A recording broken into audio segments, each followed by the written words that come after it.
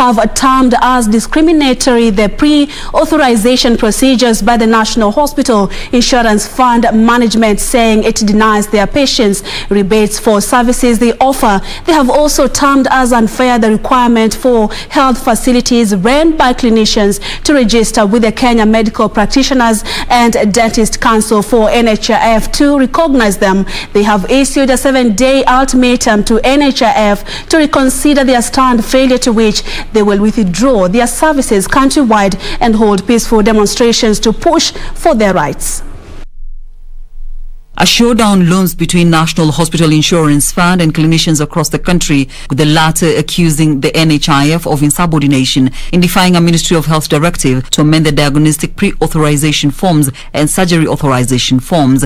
The forms mainly filed by clinicians to enable patients get rebates from NHIF. The NHIF is again going against this by actually coming up with the demands to discriminate clinical officers from giving services to any patient who is accredited by the NHIF. And this means that all the patients that have NHIF card cannot be seen, including a clinical officer who pay to NHIF, cannot be seen by a colleague. The clinicians also termed as discriminatory the requirement for facilities run by clinical officers to be registered by the Kenya Medical Practitioners and Dentist Council.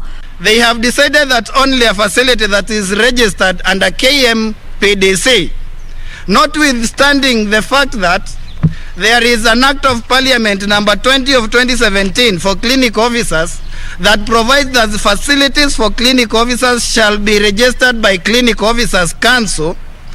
Then they tell you that you have to have a license from KMPDC for your facility to be declared as a hospital by NHIF. Speaking to Channel 1 on phone, NHIF CEO Peter Kamunyo sought to set the record straight.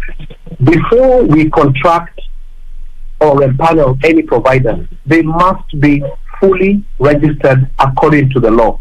And it is, I would like to clarify that the Kenya Medical Practitioners and Dentist Council is the only body mandated under Section 4 and 15 of the Medical Practitioners and Dentist Act, and that is Cap 253, to carry out such function. In terms of the pre-authorization and the services that clinical officers are allowed as per the law and as per their qualifications.